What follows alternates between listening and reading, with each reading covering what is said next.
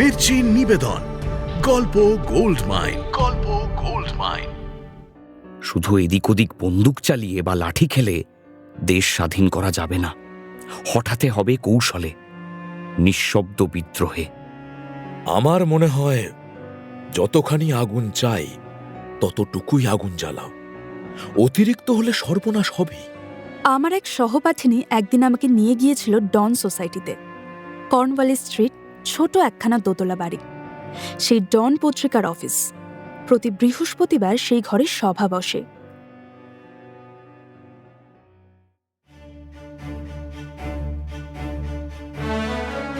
মির্চি গল্প গোল্ড মাইনে আপনাকে স্বাগত। মণিমাণিক্যে ভরা বাংলা সাহিত্যের কিছু কালোজয়ী উপন্যাস ও গল্প দিয়ে সাজানো আমাদের এই মির্চি গল্প গোল্ড মাইন। শুনছেন 2025 সালে দেবারতী মুখোপাধ্যায়ের লেখা রোমাঞ্চকর উপন্যাস উল্লাসকর, যেটি প্রকাশিত হয়েছে দ্বীপ প্রকাশন থেকে। শুনছেন উল্লাসকর পর্ব 3।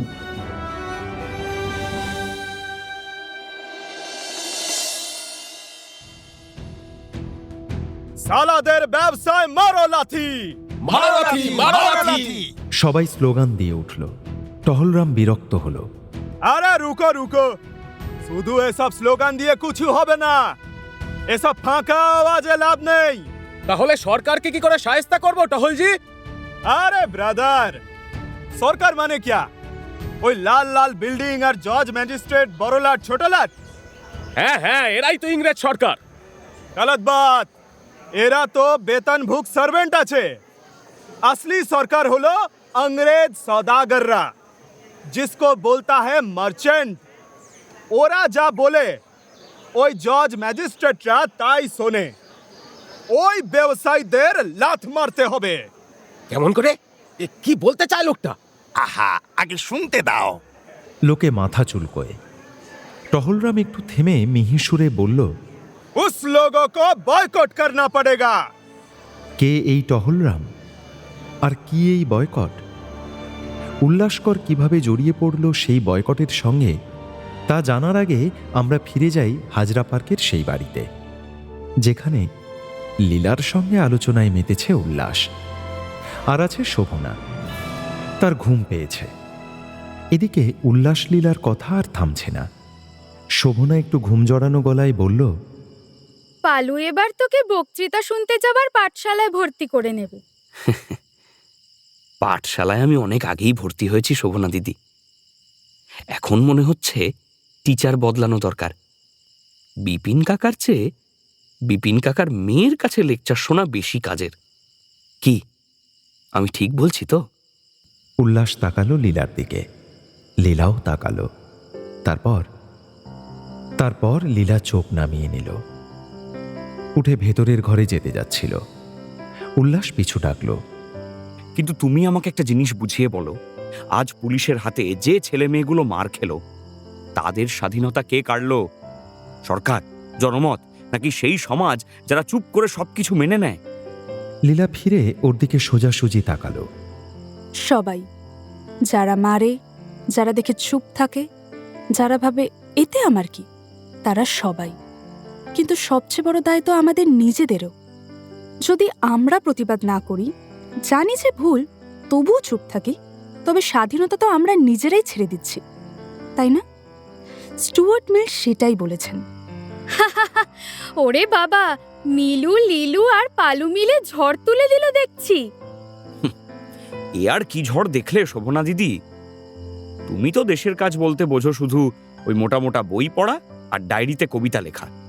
কিন্তু দেশের জন্য আমাদের দরকার প্রতিবাদের চাবুক। না, দুটোই দরকার। শুধু তলোয়ার দিয়ে সমাজ গড়া যায় না। যেমন শুধু মিটিং মিছিলে দেশ বদলায় না।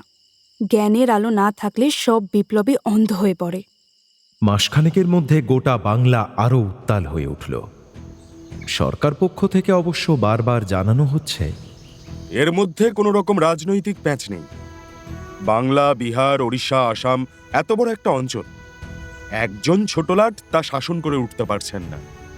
তাই দুই বাংলা, রাজশাহী, ঢাকা, চট্টগ্রাম, 3টে ডিভিশনের সঙ্গে আসাম জুড়ে দিয়ে হবে পূর্ববঙ্গ। আর প্রেসিডেন্সি ও বর্ধমান ডিভিশনের সঙ্গে বিহার, ওড়িশা যুক্ত হয়ে হবে নতুন পশ্চিমবঙ্গ। তাহলেই প্রশাসনের অগ্রগতি একেবারে তরতরিয়ে চলবে। কিন্তু এইসব ছেঁদো কথায় দেশি মহল কিছুতেই ভুলছে না। তারা বেশ বুঝতে পারছে সুশাসন উপলক্ষ মাত্র। আসল হলো ব্রিটিশ সরকারকে নাড়িয়ে দেওয়া এই বিপ্লবের আতুরঘর বাংলাকে দ্বিখণ্ডিত করে তাকে দুর্বল করে দেওয়া। শুধু তাই নয়, হিন্দু প্রধান আর মুসলিম প্রধান অঞ্চল আলাদা করে ফেলে সাম্প্রদায়িকতার বীজ বপন করা। তাছাড়া আরও কারণ আছে। বাংলা ভাষা, বাংলা সাহিত্য ব্রিটিশ সরকারের বিরুদ্ধে আন্দোলনকে অন্য রূপ দিয়েছে। বঙ্কিমচন্দ্রের আনন্দমঠ পড়ে স্বামী বিবেকানন্দের ভাষণ শুনে লোকের রক্ত গরম হয়ে উঠছে। তাই বাংলা ভাষা আর বাংলা সাহিত্য দুটোকেই নিস্তেজ করা ওদের প্রয়োজন। সরকার পক্ষের দালালরাও কিছু কম নয়। তারা কেউ কেউ বলল, আহা, তোমরা বৃথা উত্তেজিত হচ্ছ, এখনো এসব কিছুই চূড়ান্ত হয়নি। যে হ্যাঁ, এমন একখানা প্রস্তাব এসেছে বটে, তবে তা নিতান্তই প্রাথমিক স্তরে। তারা যতই হুক্কা হুয়া করুক, তলে তলে সব ব্যবস্থা হতে লাগলো। এদিকে বড়লাট কার্জেনের জেলায় জেলায় সফর চলতে লাগলো, আর তেমনি এলাকায় এলাকায় বসতে লাগলো প্রতিবাদ সভা, বক্তৃতা। প্রতিটা সভায় এত লোক যে বিরাট হলেতেও সংকুলান হচ্ছে না। সভা উপচে পড়ে বাইরে সিঁড়ির ওপরে, রাস্তায় জমে যায় ভিড়। তবে কিনা সুরেন ব্যানার্জির ইংরেজি, রাসবিহারী ঘোষের তুখোড় যুক্তি কিংবা বিপিন পালের কঠিন বাংলা, এই সবগুলোই সাধারণ জনতার মাথার ওপর দিয়ে যেতে লাগলো। ইংরেজের বিরুদ্ধে প্রতিবাদ করবে কি? নেতাদের দুর্বোধ্য ভাষা বোঝাই দায়। আর ঠিক তখনই গোলদিঘির পাড়ে খোলা রাস্তায় চেয়ার টেনে উঠে দাঁড়ালো একজন লোক। তার নাম টহলরাম গঙ্গারাম। রোদ বৃষ্টি ঝড় যাই হোক, টহলরাম গঙ্গারাম কখনো গোলদিঘি, কখনো হেদুয়া, কখনো বিডন স্ট্রিটের ধারে বক্তৃতা দিয়ে বেড়ায়। সে খাঁটি পেশোয়ার লোক। তার বাড়ি উত্তর পশ্চিম ভারতের সীমান্ত প্রদেশের ডেরা ইসমাইল খাঁ শহরে। তাগড়াই চেহারা, লম্বায় প্রায় 6.5 ফুট। সে যখন চেয়ারের ওপর উঠে দাঁড়ায়, মনে হয় রনপা পরে কেউ দাঁড়িয়ে আছে। গলায় যেমন জোর, তেমনই চোখা চোখা শব্দ, সঙ্গে হিন্দির সঙ্গে বাংলা মেশানো বাছা বাছা গালাগালি। উত্তেজনায় আমজনতা হাততালি দিয়ে ওঠে। সেদিন বিকেলে উল্লাস আর সত্যানন্দ চলে গিয়েছিল সেই বক্তৃতা শুনতে। গিয়ে দেখল টহলরাম গঙ্গারাম গলার শির ফুলিয়ে চেঁচাচ্ছে, হাই বিরাদার সব, তোমরা বিলায়েত দেশটার নামই শুধু শুনেছ, আর আমি আপনি আঁখোं से দেখে এসেছি ওই সালা লোগো কা মুলুক। দুনিয়ার যদি দোজখ বলে কিছু থাকে, তবে তা হলো বিলায়েত। কেন টহলরাম ভাই? শুনো তবে, আমাদের হিন্দুস্তানে 6 ঋতু, আর ওই সালাদের দেশের কেবল 2, বরসাত আর জার, আর সব কটা সালা শয়তান। উল্লাস দেখল জনতা সোল্লাসে হাততালি দিয়ে উঠল। বিখ্যাত নেতাদের সংযমী কঠিন ভাষার চেয়ে এই রকম বক্তৃতা শোনার মজাই আলাদা। উল্লাসও হাততালি বাজালো বেশ কয়েকবার।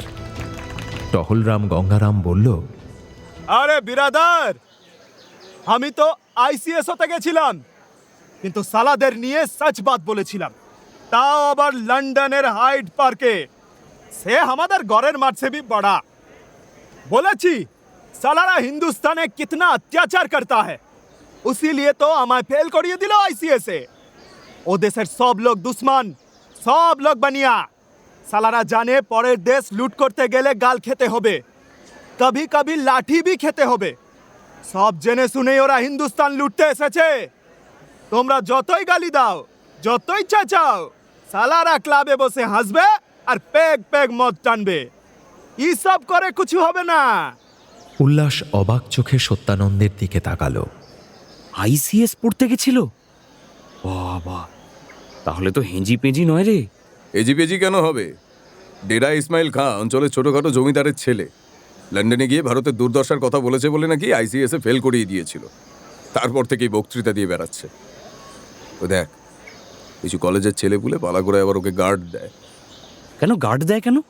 বাবা, গোলদিঘির বক্তৃতার পর তো সরকার একদল গুন্ডা লেলি দিয়েছিল যে ওর পেছনে। মামলাও হয়েছে। তারপর থেকেই তো টহলরাম ব্রিটিশ আর্মির মতো নিজের দল বানিয়েছে। ওই যে বিউগল বাজাচ্ছে ছাত্রটা, ও তো সিটি কলেজের সতীশ দত্ত। এক একজনের এক একটা পদ। কেউ লেফটেন্যান্ট, কেউ কর্নেল, কেউ মেজর। উল্লাস হাঁ করে শুনছিল আর ভাবছিল, একটা লোক একা এত কিছু করে চলেছে। ওদিকে ততক্ষণে জনতা চেঁচিয়ে বলছে, তবে আমরা কি করব সেটা আপনি বলে দিন।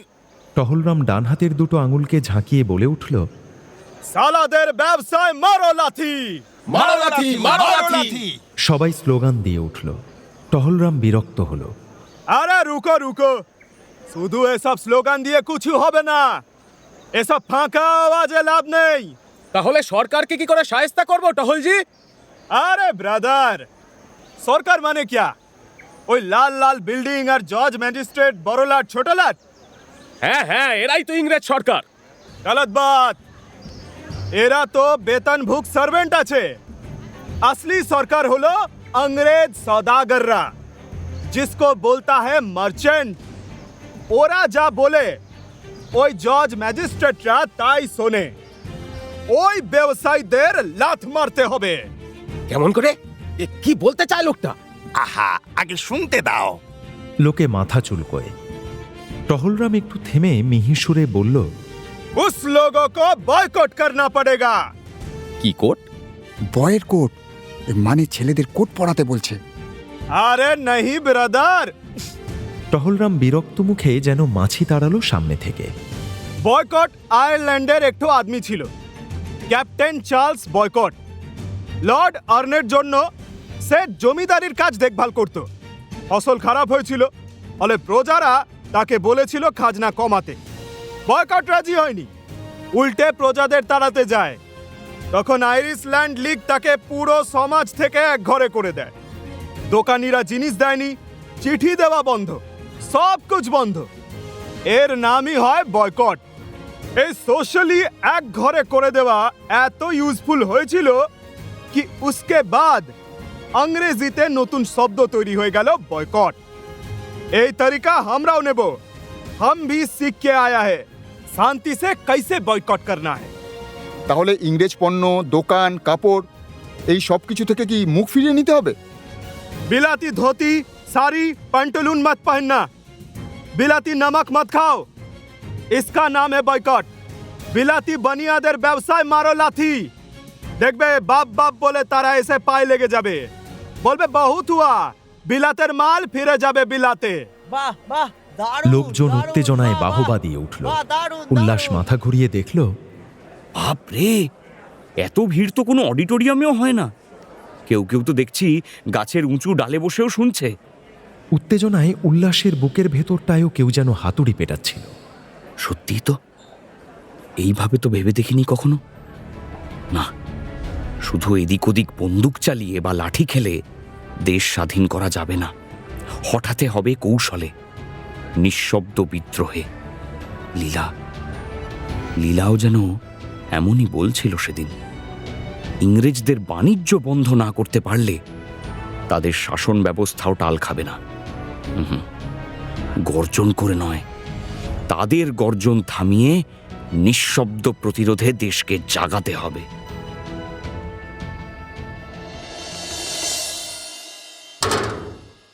সেদিন বাড়ি ফিরে দেরাজ খুলে ও থরে থরে সাজানো শার্ট ট্রাউজারগুলোর দিকে তাকিয়ে রইল। মা এসে বললেন, কি রে, সব জামা ইস্ত্রি করে রাখা আছে তো, কোনটা খুঁজছিস? উল্লাস মায়ের দিকে তাকালো। ঢলো মুখ, আটপৌরে শাড়ির আদলে আঁচল কাঁধের ওপর ফেলা, হাতে সোনার বালা, সিঁথিতে সিঁদুর। মুক্তকেশী দাঁড়িয়ে আছেন দরজার কাছে, ঠিক যেমন বাঙালি ঘরের মা হয় তেমনি। কিন্তু তবু যেন কোথাও একটা চমক লাগে উল্লাসের মনে। সে মাকে খুঁটিয়ে দেখতে দেখতে মনে মনে বলে, মায়ের শাড়িটার রং গোলাপি, তাতে হালকা সাদা ফুলের কাজ, কিন্তু সেটা ধনেখালি বা শীতলপাটির কাপড় নয়, বিলিতি একরকম শিফন, লন্ডনের এক নামকরা দোকান থেকে বাবার কিনে আনা। মা নিজেও সম্ভ্রান্ত পরিবারের কন্যা, কালীকচ্ছ গ্রামের দেওয়ান আনন্দ নন্দীর ছোট মেয়ে। মায়ের বাবা ব্রাহ্ম হয়েছিলেন যুবা বয়সেই। আমার মা মুক্তকেশী বেড়ে উঠেছেন আলোকিত পরিবেশে। এখনো তাঁর চিন্তা ভাবনায় চেতনার ছাপ স্পষ্ট। বিয়ের পরে বাবার কাজের প্রভাবে যোগ হয়েছে পাশ্চাত্য পরিবেশ। এখন অবসরে ইংরেজি উপন্যাসই তাঁর সবচেয়ে প্রিয়। স্বামী, ছেলেমেয়েরা সকলেই বিলিতি আদব কায়দায় মানুষ। কিন্তু আমার বাংলা মায়ের গলায় যেন বিলিতি কাপড়ের ফাঁস। উল্লাস তাকিয়ে থাকে কিছুক্ষণ, তারপর মৃদু গলায় বলল, মা, তুমি দেশি কাপড় পরো না কেন? ছেলের মুখে হঠাৎ এমন প্রশ্ন শুনে মুক্তকেশী বিস্মিত চোখে তাকালেন। তোর বাবা তো এইগুলোই কিনে আনেন, এই বাড়িতে সবাই তো। তা তুই তো কখনো এ নিয়ে কিছু বলিসনি পালু? এইবার বলছি মা, কারণ বদলাবার সময় এসেছে। আজই আমার সমস্ত শার্ট আর ট্রাউজার ফেলে দেবে। তোমরাও দিশি খদ্দর পরবে তো মা? মুক্তকেশী থমকে গেলেন। বড় পুত্র, ছোট পুত্র আর কন্যা তিনজনেই শান্ত, ধীর স্থির। মেজ ছেলেটিই বড় অশান্ত, তবু এর প্রতি তাঁর সবচেয়ে টান। কয়েক মুহূর্ত চুপ করে থেকে বললেন, বাড়ির অন্যদের কথা জানি না বাবা, তবে তুই যদি বলিস কাল থেকে আমি বঙ্গলক্ষ্মী কটন মিলের শাড়ি পরবো। হ্যাঁ মা, এই তো মা, ও মা, মা, মা, আমার মা, মা। আনন্দে উল্লাস মাকে কোলে তুলে ঘোরাতে লাগলো। কি হচ্ছে কি পালু? ছাড় ছাড় বাবা, কি ছেলে মানুষই করছিস? আমার যে মাথা ঘুরে যাবে বাবা। ছাড় ছাড় বলছি। পাগল ছেলের কাণ্ড দেখো। রাতে দ্বিজদাস বাড়ি ফিরে শুনলেন মেজ ছেলের সিদ্ধান্ত। চটজলদি কোনো মন্তব্য করা তাঁর স্বভাব নয়। তিনি নিজেও যৌবনে ব্রাহ্ম হয়ে সমাজের বিরাগভাজন হয়েছেন। তিনি শুধু বললেন, দেশি শাড়ি তো শাড়ি নয়, যেন ছালা। দেখো, পরে জলে স্নান করতে নেমে জড়িয়ে ডুবে না যাও। ডুবলে ডুববো, জানবো আমি দেশের জন্য মরলাম। বাবা, মেজপুত্র তোমার ভালোই মাথা বিগড়েছে দেখছি। যা করে করুক, পড়াশোনাটা ঠিক করে করতে বলো, তাতে যেন ফাঁকি না দেয়। মোহিনী বিলেত যাবে শিগগির, এরপর পালুকে পাঠাতে পারলেই।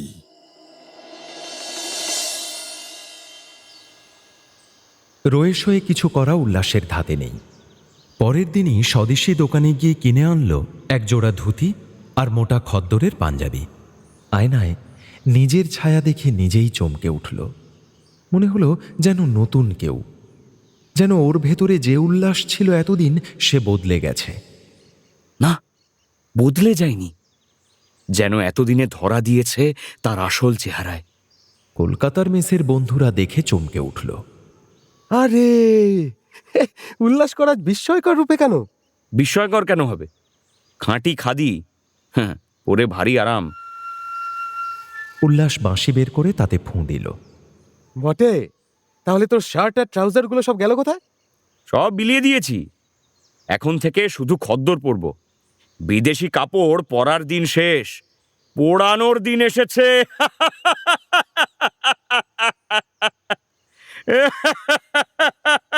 উল্লাস ঝকঝকে হাসল।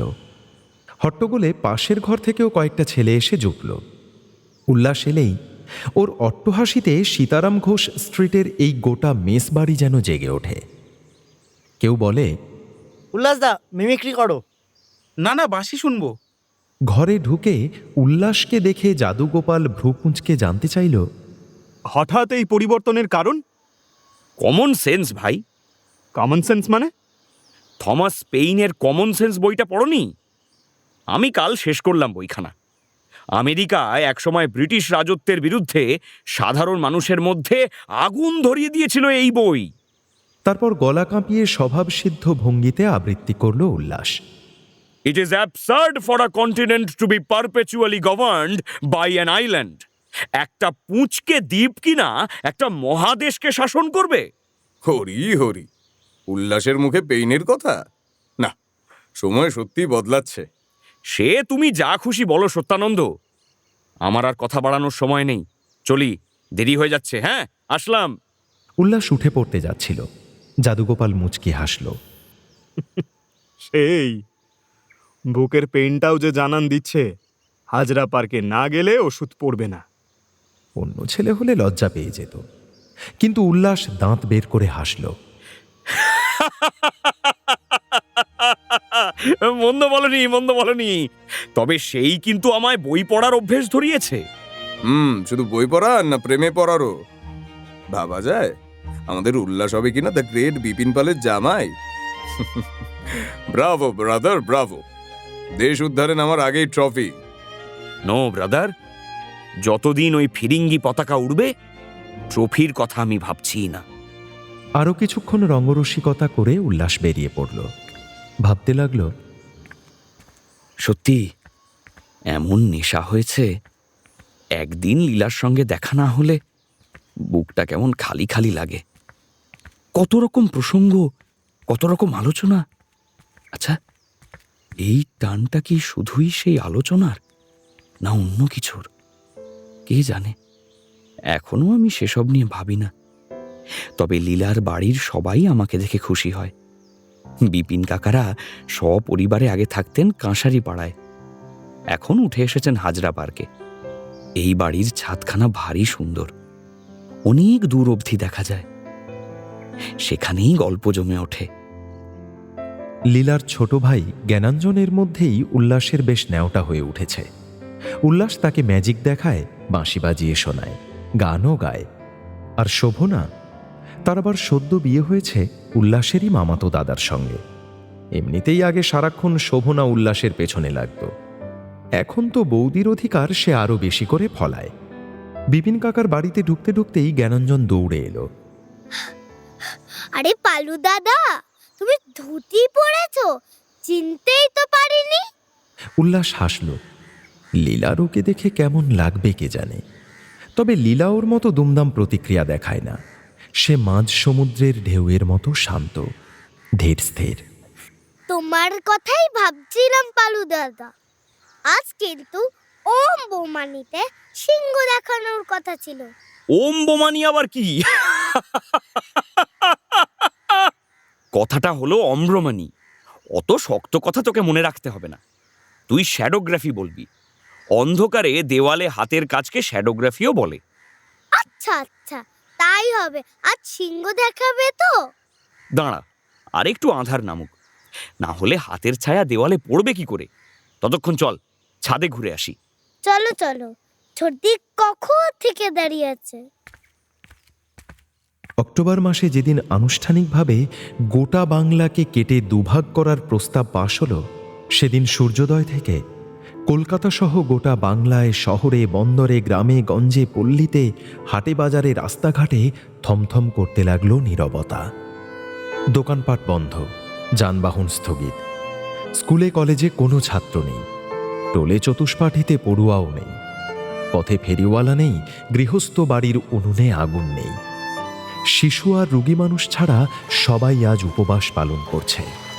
ভাই ভাই এক ঠাঁই, ভেদ নাই, ভেদ নাই। গঙ্গার ঘাটে এক অভূতপূর্ব দৃশ্য। ব্রাহ্ম মুহূর্ত থেকে হাজারে হাজারে নরনারী স্নান সেরে উঠছে।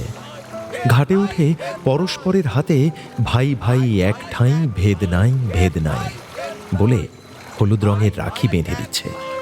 উঁচু নিচু, হিন্দু মুসলমান, ধনী দরিদ্র সবাই মিলেমিশে একাকার। মসজিদে গির্জায় ঢুকে বেঁধে দেওয়া হচ্ছে রাখি। কেউ একজোট হয়ে গান গাইছে, কেউ গেরুয়া পরে চাঁদা চাইছে। চাঁদা চাওয়ার প্রয়োজন পড়ছে না, যে যা পারে অকাতরে ফেলে দিচ্ছে ঝুলিতে। ভিখারির পাই পয়সা থেকে ধনীর মোহরে একসঙ্গে ভরে উঠছে দানের ঝুলি। রাস্তায়, সভায় সর্বত্র চাঁদা তোলা হচ্ছে। উত্তর কলকাতার বাগবাজারে পশুপতি বোসের বাড়ির শুধু একখানা সভাতেই ৭০,০০০ টাকা উঠে গেল। হবে নাই বা কেন, সেখানে প্রধান বক্তা রবীন্দ্রনাথ ঠাকুর। এই রাখি বন্ধনের মাধ্যমে প্রতিবাদ তো তাঁরই অসামান্য ভাবনা। অন্য অঞ্চলগুলোও পিছিয়ে নেই। এর মধ্যেই সিদ্ধান্ত নেওয়া হয়েছে মধ্য কলকাতার আপার সার্কুলার রোডে প্রতিষ্ঠা করা হবে পূর্ববঙ্গ ও পশ্চিমবঙ্গের মিলন মন্দির। সেই মন্দির প্রতিষ্ঠার সভায় প্রধান বক্তা আনন্দমোহন বসু। পশ্চিম কলকাতাতেও বিরাট সভা বসেছে টাউন হলে। সেখানে বক্তৃতা রাখছেন সুরেন্দ্রনাথ ব্যানার্জি, বিপিন পাল, রাসবিহারী ঘোষ। তবে যে যতই জ্বলন্ত বক্তব্য রাখুন, টহলরাম গঙ্গারামকে কেউ পাল্লা দিতে পারছে না। সে গোটা কলকাতা ঘুরে ঘুরে কাঁচা কাঁচা হিন্দি, বাংলা, ইংরেজি গালাগাল সহযোগে বয়কটের পক্ষে সওয়াল করে চলেছে। মাস দুয়েক পরের এক সকালে বেঙ্গলি পত্রিকার অফিসে বসে সম্পাদক সুরেন্দ্রনাথ ব্যানার্জি মনোযোগ দিয়ে কাজ করছিলেন। কার্তিক মাসের স্নিগ্ধ ছায়াঘন দুপুর। জানালার ধারে একটা টেবিলে মাথা গুঁজে তিনি লিখে চলেছেন এক মনে। সামনে ছড়ানো চিঠির স্তূপ। পত্রপ্রেরকদের কেউ ছাত্র, কেউ গ্রাম বাংলার অচেনা পাঠক, কেউ আবার পরাধীন ভারতের নববোধের কোনো আলোর সন্ধানী। এখনো পত্রিকার দপ্তরে যা চিঠিপত্র আসে সেগুলো সব সুরেন্দ্রনাথ নিজেই পড়েন। কর্মীরা বলেন, বলছি যে এই কাজ তো আপনি আমাদের দিয়েই করাতে পারেন। না হে, পাঠকের চিঠি তো সমাজের দর্পণ। তা নিজে না পড়লে কি করে বুঝবো সমাজ কি ভাবছে, কি পড়তে চাইছে? আজও একরাশ চিঠির তাড়া নিয়ে বসেছিলেন সুরেন্দ্রনাথ। হঠাৎ দরজা দিয়ে ঢুকলেন যিনি, তাঁকে দেখে সুরেন্দ্রনাথ অবাক হয়ে উঠে দাঁড়ালেন। আরে, এ যে মরুভূমিতে বরফ বৃষ্টি! কি সৌভাগ্য আমার! স্বয়ং মতিলাল ঘোষ। বেড়ে বলেছ। মতিলাল ঘোষ চেয়ার টেনে বসতে বসতে নাক দিয়ে বিচিত্র শব্দ করলেন। এখন যা পরিস্থিতি, তাতে বালি আর বরফকে একই সঙ্গে কাজ করতে হবে। তা বটে। সুরেন্দ্রনাথ একগাল হাসলেন। অমৃতবাজার পত্রিকার মতিলাল ঘোষ আর তাঁর দাদা শিশির কুমার ঘোষ এমনিতে সাংবাদিকতার জগতে সুরেন্দ্রনাথের ঘোর প্রতিদ্বন্দ্বী। আগে বাঙালির কাগজ বলতে সুরেন্দ্রনাথের এই সাপ্তাহিক বেঙ্গলেরই ছিল একচ্ছত্র আধিপত্য। কিন্তু দেশীয় সংবাদপত্রের ওপর বড়লাট লিটন নতুন আইন আনতেই অমৃতবাজার পত্রিকা রাতারাতি ইংরেজি দৈনিক হয়ে বেরোতে শুরু করেছে। একে তো কোনো ভারতীয়র বের করা প্রথম ইংরেজি কাগজ, তার ওপর চাঁচা ছোলা ভাষায় ইংরেজ সরকারকে আক্রমণ। দেশে ঝড় তুলে দিয়েছে দুই ভাইয়ের এই কাগজ। কিন্তু পেশাদার জগতে যতই প্রতিদ্বন্দ্বিতা থাকুক, ব্যক্তিগত স্তরে মতিলাল সুরেন্দ্রনাথের দীর্ঘদিনের বন্ধু। দুই বন্ধুর ভাবও গলায় গলায়, ঝগড়াও হয় পাল্লা দিয়ে। দুজনেই নিয়ম করে আড্ডা মারতে যান ডন পত্রিকার অফিসে। দপ্তরে এসে ভালোই করেছ। আমি ভাবছিলাম বিকেলে একবার তোমার বাড়িতে যাব। শোনো মতিলাল, পরিস্থিতি যেদিকে যাচ্ছে, শুধু কলমে ঝড় তুললে হবে না। শুধু কলমে ঝড় কোথায় দেখলে হে তুমি সুরেন?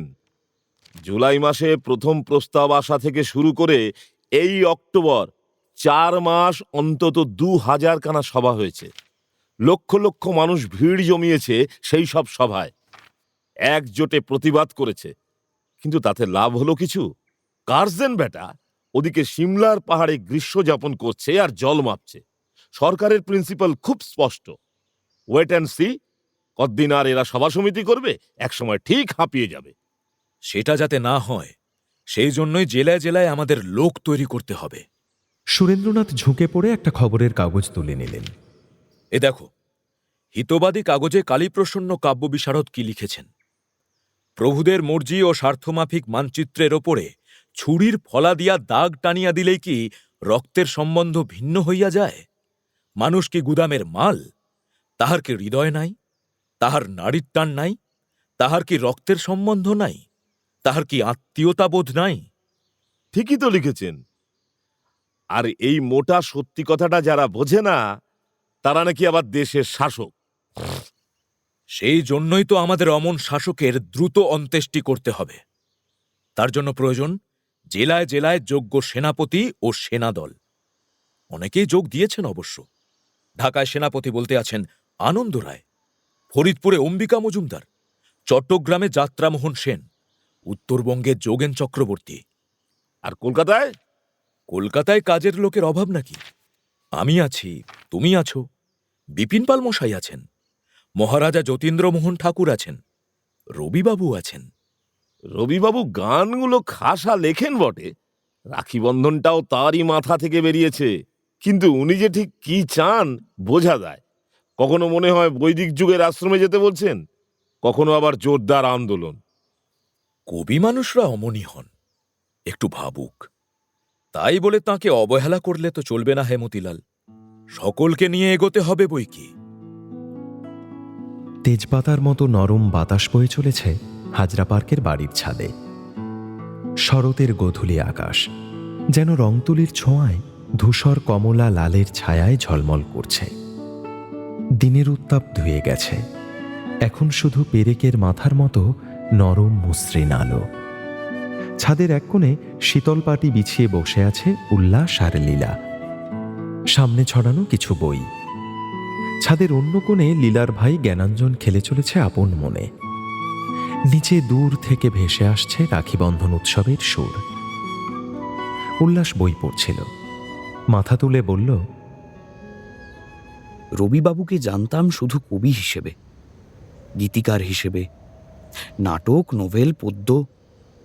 তবে ইদানিং বুঝেছি তাঁর বলা প্রতিটা শব্দ যেন কামান দাগতেও পারে।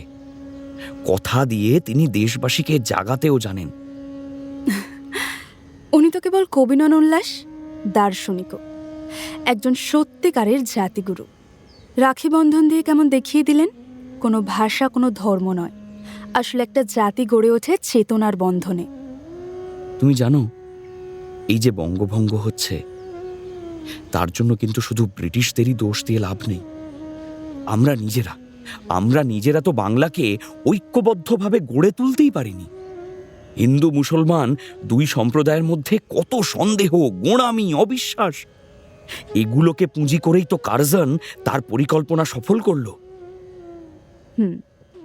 ভারতের বড়লাট হওয়ার পর কার্জন লন্ডনে কি বলেছিলেন জানো? I love India, its people, its history, its government, the complexities of its civilization. Curzon আসলে তখনই ভারতের ইতিহাস গুলে খেয়েছিলেন, তাই ভারতীয়দের শক্তি বা দুর্বলতা সবটাই তিনি জানতেন। আমাদের বাংলা সংস্কৃতিকে শেষ করতে এই বাংলা ভাগের জুড়ি নেই। সে আর বলতে, তাই তো অরবিন্দ ঘোষ লিখেছেন, এই বঙ্গভঙ্গ মোটেই প্রশাসনিক কাজ নয়, এটা আসলে কালচারাল জেনোসাইড। উল্লাস চোখ ঘুরিয়ে তাকালো লীলার দিকে, বলল, তুমি অরবিন্দকে পড়ো নাকি? মতিলাল, শুনেছ তো, ওদিকে বরোদা থেকে অরবিন্দ তো আবার জোরদার লেখালেখি শুরু করেছেন। অরবিন্দ মানে যে ওই বড়দার গাইকোয়াড় রাজার চাকরি করে, যে খুলনার ডাক্তার, ব্রাহ্ম, সার্জন কেডি ঘোষের ছেলে। হ্যাঁ, কংগ্রেসের খুব বড় নিন্দুক। কংগ্রেসের নরম নীতি তার একেবারে নাপসন্দ। জানি, তার কয়েকটা প্রবন্ধ পড়েছিলাম। লেখার হাতটা সরেস। বছর কয়েক আগে একবার সে কলকাতায় এসে অনেক কাজ শুরু করেছিল না? হ্যাঁ, যতীন্দ্রনাথ আর বারিন বলে দুটো ছেলেকে পাঠিয়েছিল। বারিন অরবিন্দের নিজেরই ভাই। আমার সঙ্গেও এসে দেখা করেছিল তখন। বলেছিল বিপ্লবী সমিতি করবে। তা ভালো। আমি ঠাকুরবাড়ির সরলার সঙ্গে যোগাযোগ করিয়ে দিয়েছিলাম। সরলাও তো ছেলেপুলেদের লাঠি খেলা, তলোয়ার খেলা শেখানো নিয়ে তখন মেতে উঠেছিল। সেও বেশ কিছু ছেলেকে পাঠালো। অরবিন্দ এলো তরুণ সমাজকে উদ্বুদ্ধ করতে, কিন্তু লাভের লাভ কিছু হলো না। গুটি কয়েক ছেলে এসে জুটল। তারপর বারিন আর যতীন্দ্রনাথের মধ্যে কি সব গোলমাল বাঁধল।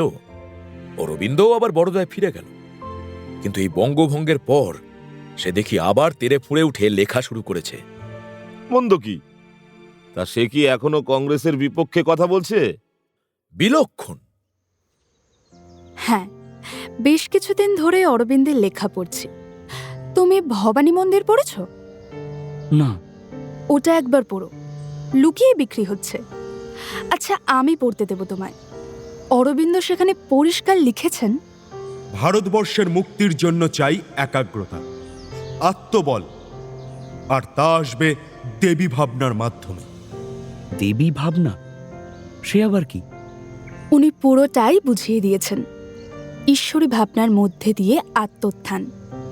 দেশের কোনো এক পাহাড়ি এলাকায় লাল পাথরের একটা সুন্দর মন্দির করতে হবে। তাতে থাকবে মা ভবানীর মূর্তি, মন্দিরের লাগোয়া আশ্রম, সেই আশ্রমে থাকবে সাধকরা।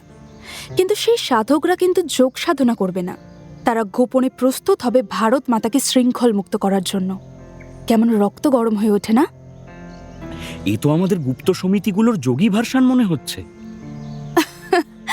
যারা দেশকে মা ভাবে তারা শুধু ধর্ম নয়, দেশের জন্যও তপস্যা করতে পারে। তারা তো যোগী অবশ্যই। উল্লাস এই প্রথম মুগ্ধ চোখে তাকালো লীলার দিকে। সুরেন্দ্রনাথ কিন্তু উল্টো সুরে গাইছেন। অরবিন্দ, বিপিন পাল, এরা সবাই চাইছে আগুন জ্বালাতে। তুমি আবার সেই আগুনে ফু দিয়ে উস্কাচ্ছ যাতে নিভে না যায়। আর এতেই আমার আপত্তি। আপত্তি মানে? এত বড় একটা অন্যায় হলো, এর পরেও লড়াই করতে হবে না? লড়াই মানে কি বন্দুক, গোলাগুলি? লড়াই তো আইনি পথেও হতে পারে। রাখো তোমার আইনি পথ। ওরা আইনি পথ মানছে? স্বদেশী বলে যাদের গ্রেপ্তার করে এদিক ওদিক জেলে বন্দি রেখেছে, তাদের উপর কি অত্যাচার চালাচ্ছে খবর রাখো? ওসব ইংরেজিতে বাকযুদ্ধ চালিয়ে কিচ্ছু হবে না। আমি তো বলবো এদের রাস্তায় ঠিক। সুরেন্দ্রনাথ মাথা নেড়ে কি বলতে যাচ্ছিলেন, হঠাৎ বাইরে রাস্তায় কি গোলযোগ শোনা গেল। কিসের গোলযোগ? দুজনেই বেরিয়ে এলেন। দেখলেন রাস্তার দুদিক থেকে দুটো দল আসছে। তাদের মাথায় গেরুয়া পাগড়ি, গলায় গান। একদল গাইছে, সোনার দেশে শয়তান আইয়া আগুন জ্বালাইল, মোদের ফকির বানাইল। আরেক দলের গলায়, নগরে নগরে জাল রে আগুন, হৃদয়ে হৃদয়ে প্রতিজ্ঞা দারুণ। বিদেশি বাণিজ্যে কর পদাঘাত, মায়ের দুর্দশা ঘোচারে ভাই। দুই দল একে অন্যকে অতিক্রম করছে, তবে সবারই গন্তব্য বিলিতি জিনিস বিক্রেতাদের দোকান। রাস্তার দুদিকে ভিড়। বাড়ির দোতলার খড়খড়ি খুলে মেয়েরা দেখছে অবাক চোখে। সামনে নেতাগোছের একজন বলতে বলতে চলেছে, ভলান্টিয়াররা ভালো করে শোনো, আমরা দোকানগুলোর সামনে গিয়ে দাঁড়াবো। প্রতিটি মানুষকে অনুরোধ করব বিলিতি জিনিস না কেনার জন্য। তা সত্ত্বেও তারা যদি কিনতে চান, আমরা কিন্তু কেউ বাধা দেব না, মনে থাকে যেন। ছেলের দল সমস্বরে গাইতে গাইতে মাথা নাড়ছে। মতিলাল চমৎকৃত হয়ে বললেন, সাবাস, টহলরাম তো ভালোই টহল দিয়ে দিয়ে বয়কটের ভূত মাথায় ঢুকিয়েছে দেখছি। ওই ছেলেটাকে চিনতে পারছো? সামনের সারিতে হাঁটছে। কে বলো তো? ওর নাম উপেন্দ্রনাথ ব্যানার্জি, চন্দননগরের ছেলে। ভালো বলে, বেকার হাতও ভালো। টহলরামের সঙ্গে ও আজকাল বক্তৃতায় বেশ নাম করেছে। প্রমথ মিত্রের অনুশীলন সমিতিতেও ওরও নাকি নাম আছে। যাই বলো ভায়া মতিলাল, ওসব অনুশীলন সমিতি, আত্মোন্নতি সমিতির মতো গুপ্ত সমিতিগুলো বড্ড বাড়াবাড়ি করছে। এ যেন মিলিটারি কাজকর্ম। তো দেখো সুরেন্দ্র, যেমন কুকুর তেমন মুগুরি তো চাই। সাহেবরা পেটাচ্ছে, ফাঁসিতে লটকাচ্ছে, আর আমরা কি ধূপ ধুনো দিয়ে ইয়েস মাই লর্ড বলবো? তুমি তোমার বেঙ্গলিতে ওইসবই লেখো, আমি তো অমৃতবাজারে সবাইকে বলবো বিপ্লবে ঝাঁপাও। মতিলাল, আমাদের লক্ষ্য তো একই, স্বাধীনতা।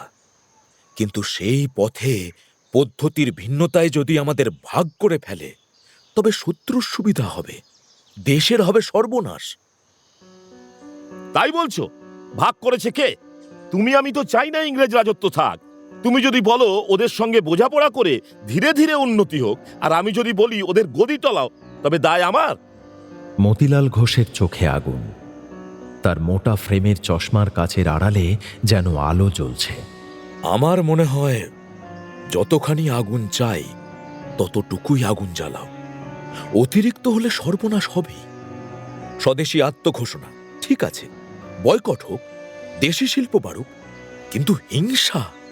তুমি হিংসের কথা বলছো, আর সাহেবরা দিনে দুপুরে যুবকদের তুলে নিয়ে গিয়ে চাবুক মারছে, কালাপানি পাঠাচ্ছে, জেল খাটাচ্ছে, সে কি ধর্মচরিত? দেশ মানে তো শুধু ছাত্ররা নয়, দেশের সর্বস্তরের মানুষ, যারা শিক্ষিত নয়, যারা দারিদ্র্য রেখার নিচে, যারা শুধু কংগ্রেস সভা দেখে না, তাদের তুমি কি বোঝাবে? আর ওরা যদি হিংসার প্রতি হিংসা তৈরি করে? সেদিক থেকে প্রস্তুত আমাদের থাকতেই হবে। তুমি সিস্টেম বদলাতে চাও সিস্টেমের মধ্যে থেকে, আমি চাই বাইরের চাপ, ভেতরে জোয়ার। তুমি তো বলো আইনিভাবে পথ চলা যায়, কিন্তু দেখছো না কিরকম করে যেই আমরা লোক জড়ো করি তখনই আইন বদলে ফেলে। এখন সবার আগে পুলিশি অনুমতি চাই, তারও আগে নাম, ঠিকানা, বক্তার লিস্ট, বন্দে মাতরম অব্দি বলা যাবে না। স্বাধীনতা চাইলে ওদের আইনেই হাঁটি, আবার ওরাই পথ বন্ধ করে। এই কি লিবারেল পলিটিক্স? তোমার কথা ভুল নয়, হয়তো আমি অনেক কিছুতেই বেশি ধৈর্য ধরছি, কিন্তু আমি বিশ্বাস করি এই দেশের আত্মা জেগে উঠলে সেটাই হবে সবচেয়ে বড় অস্ত্র। আমরা রবিবাবুর গান গাইছি, রাখি বেঁধে মানুষকে এক সূত্রে গাঁথছি, এসবের গভীর অর্থ আছে। রবিবাবু সেন্টিমেন্ট জাগাতে পারে, তার গান মানুষকে কাঁদায়, কিন্তু বুকের রক্ত ছাড়া শুধু আবেগে কেঁদে স্বাধীনতা আসে না। একটা কথা ভুলে যেও না সুরেন, আজকের এই তরুণ সমাজের উন্মেষ কিন্তু কেবল রাজনীতির হুজুকে নয়। কোন বইটা ওদের হাতে হাতে ঘোরে জানো? কোন বই? বঙ্কিমচন্দ্রের আনন্দমঠ। বন্দে মাতরম এখন আর গান নেই সুরেন, মন্ত্র হয়ে গেছে। আমার দেখা অনুশীলন সমিতির সব ছেলেই ওই বই পড়ে উদ্বুদ্ধ হচ্ছে। তাই সকলেই দুদিনের হুজুগে বঙ্কিমবাবুর সন্ন্যাসী বিপ্লবী হতে চায়। তা মহেন্দ্র না সত্যানন্দ? সুরেন্দ্রনাথের শেষের উত্তরে মতিলাল কিছুক্ষণ চুপ করে রইলেন। তারপর কোমরের গেঁজে থেকে বের করে আনলেন একটা কাগজ, এগিয়ে দিয়ে বললেন, পড়ো। কি এটা? এই বয়সেও প্রেমপত্র পাচ্ছ নাকি? প্রেমপত্র তো বটেই, তবে এ আমি তুমির প্রেম নয়, দেশপ্রেম। এই চিঠিটা আমার দপ্তরে কাল এসেছে। বিশ্বাস করো সুরেন, আমি সারা রাত ঘুমোতে পারিনি। সকালে উঠে মনে হলো এই চিঠি তোমায় না পড়ালে অন্যায় হবে। সুরেন্দ্রনাথ কৌতূহলী চোখে হাত বাড়িয়ে চিঠিটা নিলেন। গোটা গোটা হস্তাক্ষরে মেয়েলি ছাঁদে লেখা। লেখাটির নাম আমাদের স্বদেশী আন্দোলন কি সাময়িক হুজুগ? প্রেরকের জায়গায় কোনো ঠিকানা নেই, শুধু লেখা এক নগণ্য কলেজ ছাত্রী। আজকের বিকেলটা যেন হঠাৎ অন্যরকম হয়ে উঠেছে। আলো ধীরে ধীরে কমে আসছে। উল্লাসকরের এই আবছা আলোয় লীলাকে যেন মনে হচ্ছে অচেনা কোনো রূপকথার রাজকন্যা। কালো চোখ দুটোয় কোমলতা আর স্বপ্ন। কপালের দুপাশের কুচো চুলগুলো হাওয়ায় উঠছে। উল্লাস অপলক চোখে দেখছিল, যেন তাকে এভাবে কখনো দেখেনি সে। কি দেখছো অমন করে? লীলার গালে লালচে ছোপ। যোগী বললাম বলে তো আহ্লাদের কিছু নেই। শুধুই মেরে দেশ করা যাবে না, এটা মনে রেখো। অথবা শুধুই কবিতা লিখে স্বাধীনতা আসবে না। তলোয়ার আর কলম দুটোরই প্রয়োজন। তুমি বড্ড ভারসাম্য ধরো লীলা, আমি অত পারি না। আমার তো মনে হয় কথা কম, কাজ বেশি দরকার। বিপিন কাকা যেমন বলেন, ডালপালা ছেঁটে লাভ নেই, গোড়া না কাটলে সমাজ বদলাবে না। মাঝে মাঝে মনে হয় বাবার সবচেয়ে বড় ভাবশিষ্য তুমি। যেভাবে প্রতিটা বক্তৃতা নিখুঁতভাবে মনে রাখো। না, এখন শুধুই শুনি না, পড়িও। তাই? চিঠিটা দেখে সুরেন্দ্রনাথ বিস্মিত চোখে তাকালেন। কলেজের মেয়ে লিখেছে? কোন কলেজ? সেসব কিছুই জানি না, খোঁজ নিয়েও জানতে পারিনি। পড়ে দেখো, মনে হবে তোমাকেই লিখেছে যেন। সুরেন্দ্রনাথ চশমাটা ঠিক করে নিয়ে পড়তে শুরু করলেন। গোটা বাংলা এখন উত্তাল হয়ে উঠেছে স্বদেশী আন্দোলনে। বঙ্গভঙ্গের পর আমরা কলেজে গিয়ে শুধু ক্লাসে বসি না, আমরা ইতিহাসের সাক্ষী হয়ে উঠি, আন্দোলনের পথিক হয়ে উঠি। প্রবীণরা অনেকেই ভাবছেন হঠাৎ এসব কেন? এসব কি যুব সমাজের সাময়িক ঝোঁক বা ফ্যাশন? কিন্তু ভালো করে দেখলে বুঝবেন, এই আন্দোলন কোনো হুজুগ নয়। এই আন্দোলন হঠাৎ শুরু হয়নি। কোনো আন্দোলনই আকস্মিক শুরু হয় না। কোনো বড় ইতিহাস হঠাৎ আসে না, তার আগে দীর্ঘ সাধনার প্রস্তুতি থাকে। আমিও এই আন্দোলনের সেই প্রস্তুতি পর্বেরই একজন ক্ষুদ্র প্রত্যক্ষদর্শিনী মাত্র। এই আগুন তো হঠাৎই জ্বলে ওঠেনি, দীর্ঘ প্রস্তুতির পর জ্বলে উঠেছে। ঠিকমতো বলতে গেলে গত কয়েক বছর ধরেই চলছে এই আগুনের সলতে পাকানোর পর্ব। গত 5 বছর অর্থাৎ 1900 থেকে 1905 সাল পর্যন্ত এই কয়েকটি বছর হলো আমাদের এই স্বদেশী যুগের উষাকাল। আর এই উষার প্রথম আলো এনে দিয়েছিলেন স্বামী বিবেকানন্দ। তিনি শুধুমাত্র ধর্মগুরু ছিলেন না, তিনি ছিলেন স্বাধীনতার পূজারী। তিনি আমাদের শেখালেন কর্মযোগ। বললেন, রজগুণ ও কর্মযোগ না হলে জাতি বাঁচবে না। তিনি ত্যাগ করতে শেখালেন, সেবা করতে শেখালেন, নিজের জীবন দিয়ে দেখালেন নারায়ণ জ্ঞানে কিভাবে দিনজনের সেবা করতে হয়। তিনি বললেন, চণ্ডাল ভারতবাসীও আমাদের সকলের ভাই, যাদের আমরা শতাব্দীর পর শতাব্দী ধরে অচ্ছুত করেছি। তাদের মধ্যে মনুষ্যত্ব না আনলে জাতির মুক্তি হবে না। স্বামীজি যেন হলেন সেই উষাকালের প্রথম আলো, যার শিখা পরে ধীরে ধীরে ছড়িয়ে পড়েছে এই স্বদেশী আন্দোলনের ভেতরে। তবে শুধু স্বামীজি একা বললে ভুল হবে। 1901 সালে বঙ্গদর্শন আবার নবরূপে প্রকাশ হতে শুরু করে। এইবার সম্পাদকের আসনে বসেন রবীন্দ্রনাথ ঠাকুর। বঙ্কিমচন্দ্রের পর রবীন্দ্রনাথই এই পত্রিকাকে আবার জাতীয় চেতনার মঞ্চে পরিণত করেন। আমার বাবা মা তাদের যৌবনে যে বঙ্গদর্শনে ধারাবাহিকভাবে পড়েছিলেন বঙ্কিমবাবুকে, আমরা আবার সেই বঙ্গদর্শনেই পড়লাম রবিবাবুকে। তাঁর লেখা আমাদের তুমুল নাড়া দিল। এছাড়াও গত 4-5 বছরে আরও যে কয়েকজন যুগমানব দেশের চিন্তা ও চেতনার জগৎকে আন্দোলিত করেছেন, তাদের মধ্যে অন্যতম হলেন ব্রহ্মবান্ধব উপাধ্যায়। আমি তাকে প্রথম দেখি অ্যালবার্ট হলে। মনে হয়েছিল তিনি যেন এক মূর্তিমান অগ্নিশিখা। দেশের জন্য তিনি সন্ন্যাস গ্রহণ করেছেন।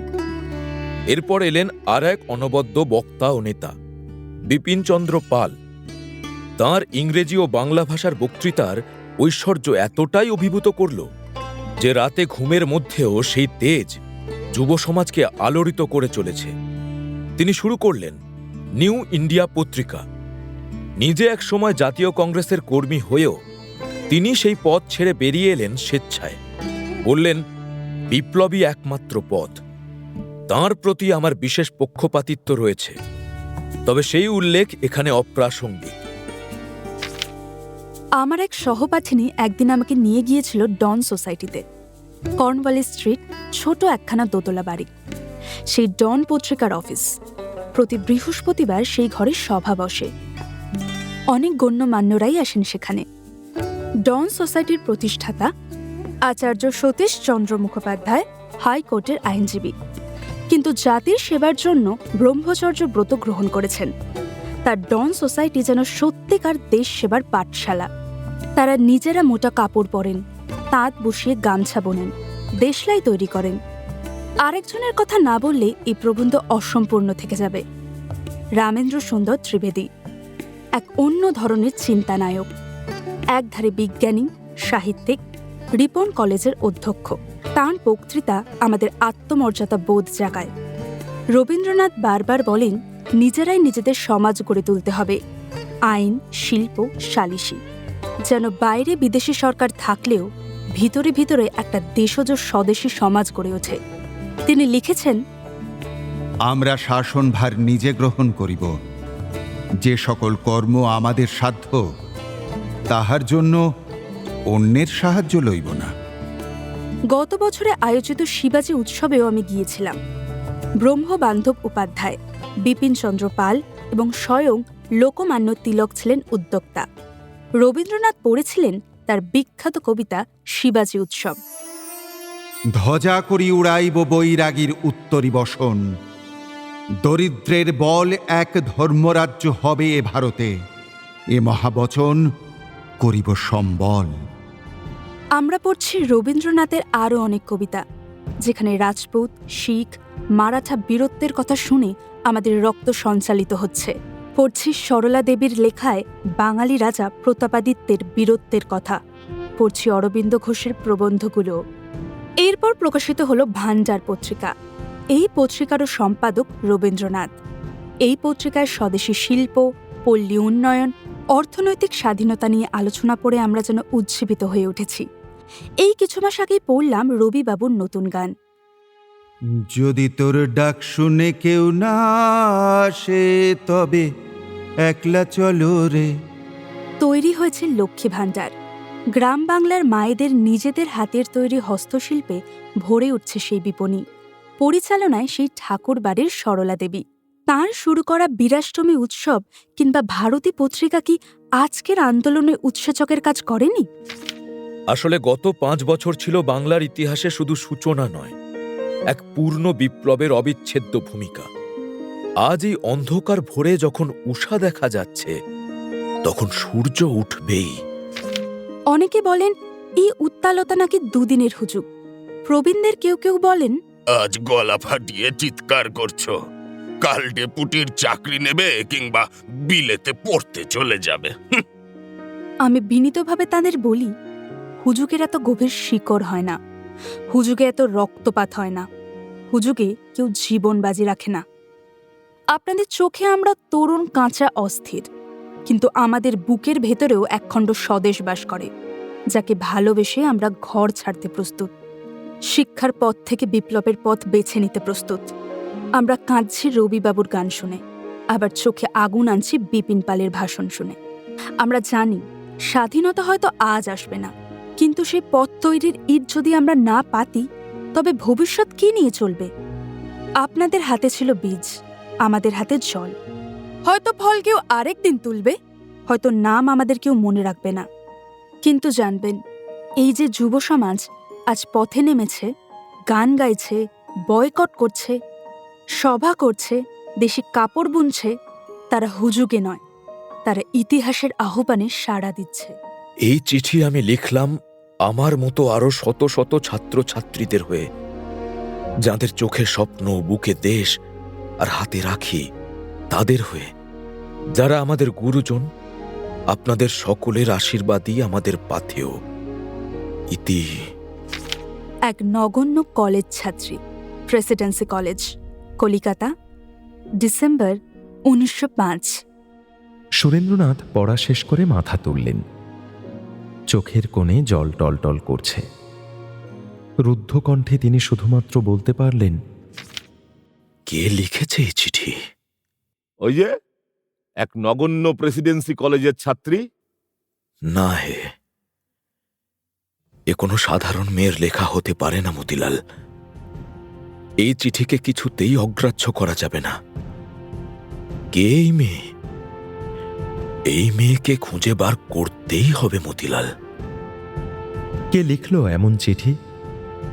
কোন কলেজ ছাত্রী এরকম গভীরভাবে ভাবতে পারে? সুরেন্দ্রনাথ কিংবা মতিলাল কি খুঁজে বার করতে পারবে তাকে? সত্যিই কি সেই চিঠি কাগজে ছেপে বেরোবে? উল্লাসকরের চোখে কি পড়বে সেই লেখা?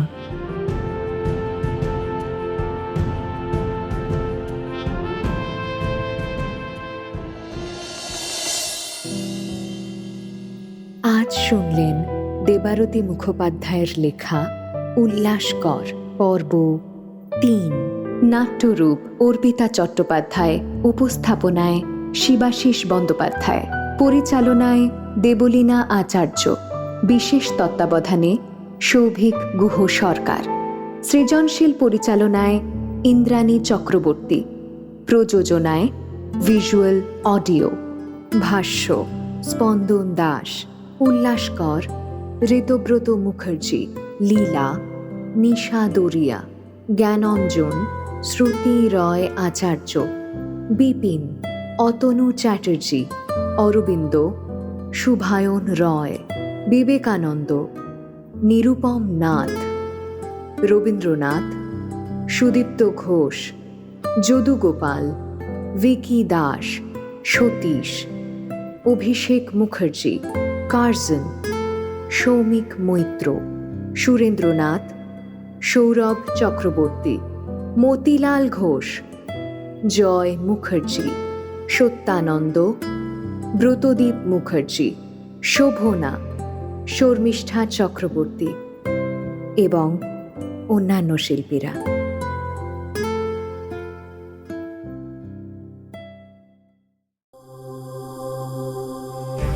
মির্চি নিবেদন, গল্প গোল্ড মাইন।